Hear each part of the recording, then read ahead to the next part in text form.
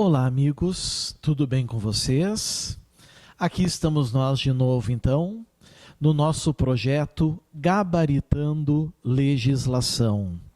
E agora, a gente, falando ainda da Lei 7.210, Lei de Execução Penal, a LEP, nós adentramos no bloco 29. O bloco 29, amigos, ele encerra uma fase intermediária da LEP, certo? Quando nós concluirmos os 5 slides da multa, nós vamos estar entrando já na parte final da LEP, certo?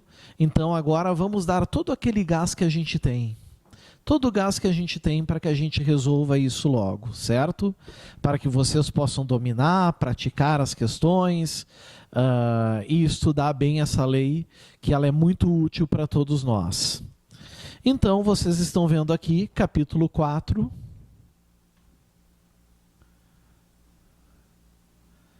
Da pena de multa. Da pena de multa. Aqui está. Certo? Vocês têm que lembrar que ao todo nós temos 3 tipos de penas, né? Penas privativas de liberdade, penas restritivas de direitos e pena de multa.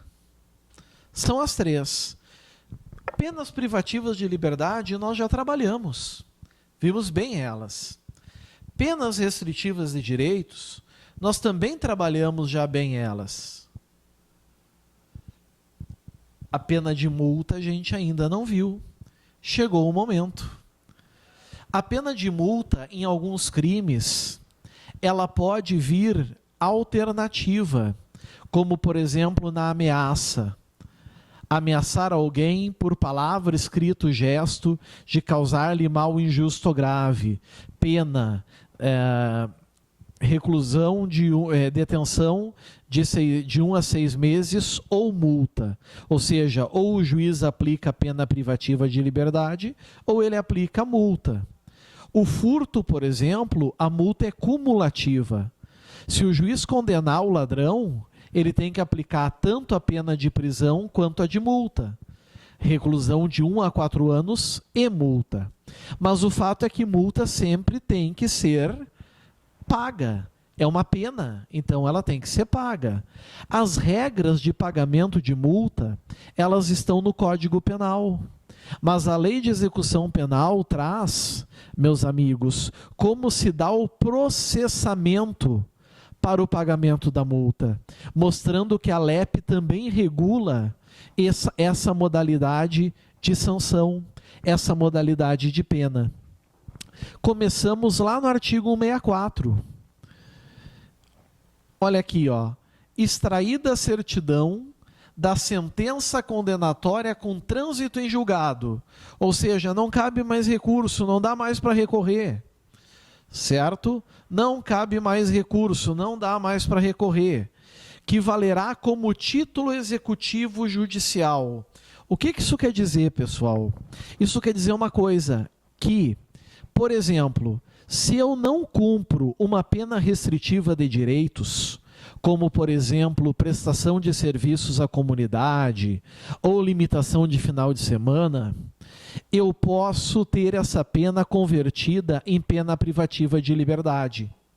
Mas se eu sou condenado a multa e eu não pago a multa, eu não posso ter a minha pena de multa convertida em pena privativa de liberdade.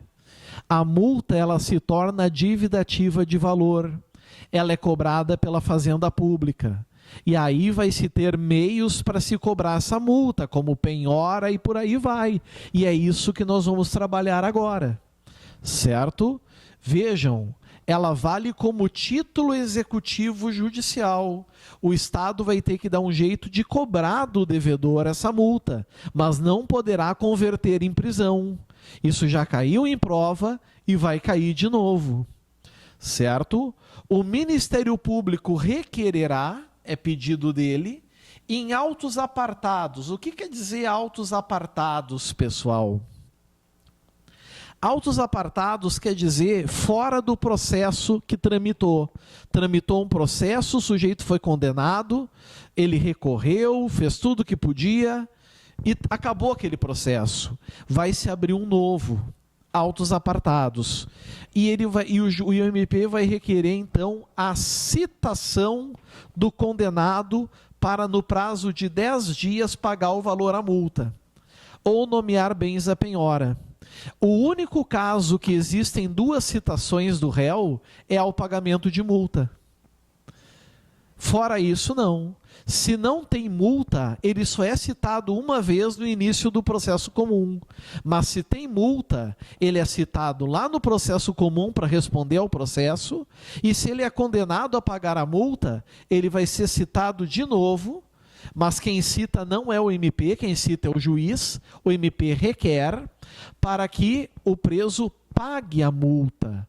Pague a multa em 10 dias, ou nomeie bens à penhora, caso ele não tenha os valores, certo? Caso ele não tenha os valores para efetuar o pagamento dessa multa. Cuidem isso. Decorrido o prazo sem o pagamento da multa, ou seja, os 10 dias,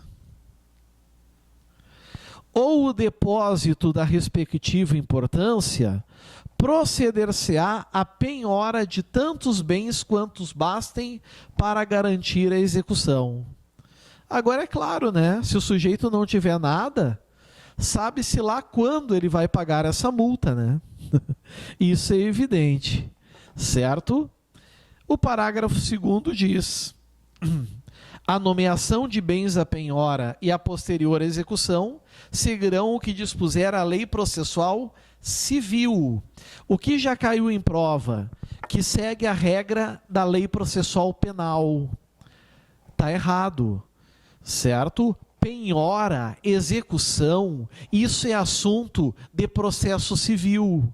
Então, cuidem no dia da prova, para não caírem em uma questão dessas, certo?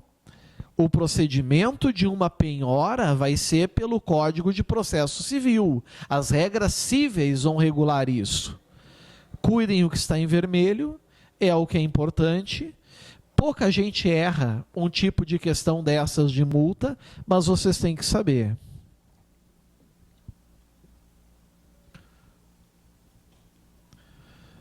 Artigo 165. Se a penhora recair em bem imóvel, o que é um bem imóvel, senhores? É uma casa, é um terreno, é um apartamento, por exemplo, certo? Casa, terreno, apartamento. Os autos apartados, ou seja, aqueles separados, serão remetidos ao juízo cível para prosseguimento. Continua a regra do processo civil. Se deram conta disso? A regra do processo civil continuará. Cuidado em relação a esse ponto. A regra do processo civil continuará. Ok? Agora, recaindo a penhora em outros bens móveis, dar-se-á o prosseguimento nos termos do parágrafo 2º do artigo 164 dessa lei, que são as regrinhas, certo? Da lei de execução penal, vai seguir no juízo de execução penal, mas o processamento vai ser do Código de Processo Civil. Como assim? Eu vou explicar. Se for bem imóvel, tá? O processo tem que ir para o juízo civil. Vai ter que ser distribuído para uma vara civil, para fazer a distribuição lá, o processo lá e tudo mais. Se porventura, pessoal, certo? Se porventura o bem é móvel ou for outros bens, vai continuar na VEC, certo? mas o processamento das penhoras é pelo Código de Processo Civil, mas dentro da VEC. É isso. Artigo 167 já caiu em prova, e eu vou colocar com outra cor. Opa! Vou colocar com outra cor, para que a gente não erre. A execução da pena de multa será suspensa quando sobrevier ao condenado doença mental. Passou a ter doença mental, ela fica suspensa. E quando ela volta a tramitar? Quando volta-se a poder cobrar a multa? Quando esse indivíduo se restabelecer. E se ele nunca se restabelecer, essa multa nunca poderá ser cobrada. Simples assim. Certo?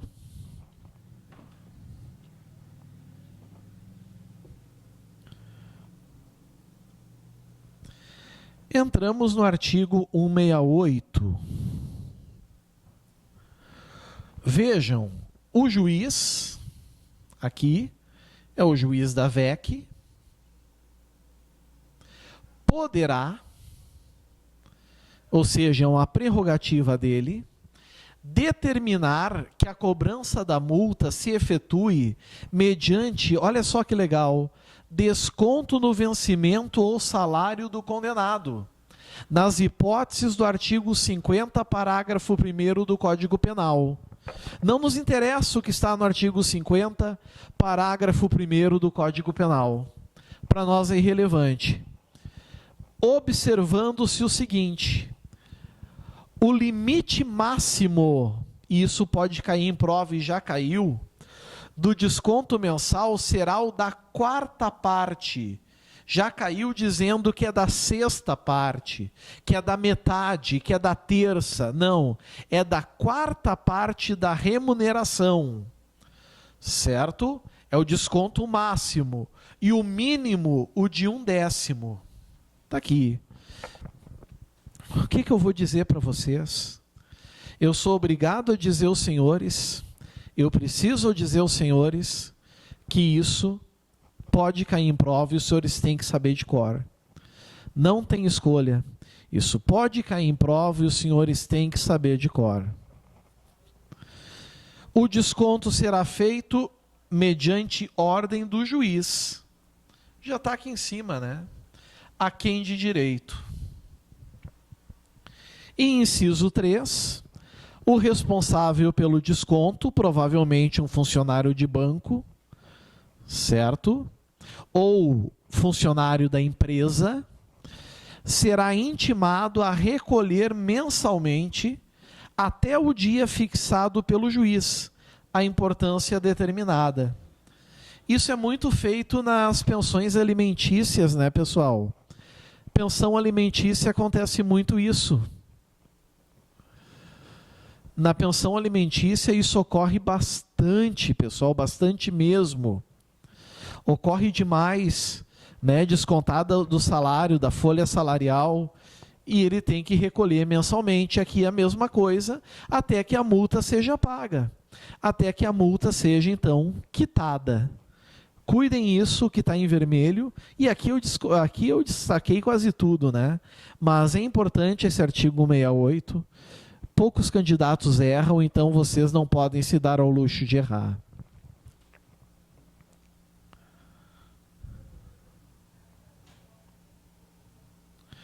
Artigo 169. Artigo 169. Até o término do prazo a que se refere o artigo 164 desta lei, poderá o condenado requerer ao juiz o pagamento da multa em prestações mensais, iguais e sucessivas. É que a regra é que a multa tenha que ser paga à vista. Ou tu vai lá em 10 dias e paga, ou tu nomeia bens a penhora. Mas o credor, o devedor, ele pode ser hipossuficiente. Então ele tem o direito de requerer ao juiz o pagamento da multa em prestações mensais. Só que, como é um pedido, o juiz pode conceder ou negar. E se negar, óbvio que cabe recurso, e o recurso é o recurso de agravo. Certo? Mas é possível pedir o parcelamento. Parágrafo 1º. O juiz, antes de decidir, poderá determinar diligências para verificar a real situação econômica do condenado. Ou seja, ver se ele não está dando um caô mesmo, ou se ele realmente está sem condições de pagar a multa. E ouvido o MP, que vai dar um parecer, fixará o número de prestações. Está aqui. E os juízes costumam ser bonzinhos. Dependendo do valor, eles parcelam em até 24 vezes, por exemplo. 36 vezes, 48 vezes. Agora, a punibilidade só vai estar extinta em que momento, pessoal? No momento em que tudo for quitado, né? Obviamente. Parágrafo 2º. Se o condenado for impontual, ou seja, tem que pagar todo dia 5 e ele não paga, ou se melhorar de situação econômica, ganhou uma herança, o juiz de ofício, pela sua própria iniciativa, ou a requerimento do Ministério Público, pedido, revogará o benefício executando-se a multa, na forma prevista nesse capítulo, ou prosseguindo-se na execução já iniciada, lá no Código de Processo Penal, por exemplo, com a penhora, certo? Ou na Lei Civil, se for bens imóveis. Lembrem isso também. Tudo que está em vermelho aqui é importante e é fácil de deduzir. Tem partes na LEP que é fácil a dedução. E isso ajuda muito a gente. Ajuda pra caramba, gente. Então, cuidem esses detalhes também.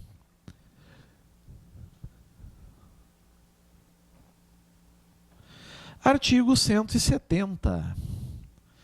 A multa tem artigos, tem regrinhas. Quando a pena de multa for aplicada cumulativamente com pena privativa de liberdade, por exemplo, 1 a 4 anos e multa, enquanto esta estiver sendo executada, poderá aquela ser cobrada mediante desconto na remuneração do condenado. Aqui está. Certo? Ele pode ir pagando, cumprindo as duas penas. Ele pode ir cumprindo a pena privativa de liberdade e pode estar cumprindo também, meus amigos, certo? A pena de multa, desde que ele não esteja cumprindo pena em regime fechado, porque aí ele não está trabalhando fora e não está recebendo remuneração, certo? Cuidem isso. Parágrafo 1º. Se o condenado cumprir a PPL, a pena privativa de liberdade, ou obtiver livramento condicional, sem haver resgatado a multa, far-se-á a cobrança nos termos deste capítulo. Perfeito. Não tenho o que dizer, né? Certo? Tá tudo tranquilo aqui. Parágrafo 2º. Aplicar-se-á o disposto no parágrafo anterior aos casos em que for concedida a suspensão condicional da pena. Ok. Fechou. Chegou a nossa questão. Chegou a nossa questão. Vamos ver o que ela diz. Questão de 2013. A banca é a VUNESP, órgão Sejus do Espírito Santo, né? Prova VUNESP de 2013, Sejus Espírito Santo, agente de escolta e vigilância penitenciário. Considera-se egresso, mais uma vez falando sobre o egresso, para os efeitos da Lei de Execução Penal. Letra A, o liberado, a contar da saída do estabelecimento, seja condenado ou provisório pelo prazo de 1 ano. Condenado ou provisório? Provisório nunca é egresso, pessoal. Então a letra A está fora. Eliminamos a letra A, que não pode ser a resposta da questão. Letra B. O liberado, a contar da saída do estabelecimento, seja condicional ou provisório, pelo prazo de 1 ano. Mais uma vez, certo? Provisório, eu não posso contar. Provisório não pode ser egresso. Letra C. O liberado condenado, a contar da saída do estabelecimento, e o liberado condicional pelo prazo de 1 ano. Ó, que maravilha! Chegamos na resposta, né? Ficou fácil. Ficou tranquilo a gente entender. Fácil e tranquilo de entender. Letra D. O liberado definitivo, pelo prazo de 1 ano,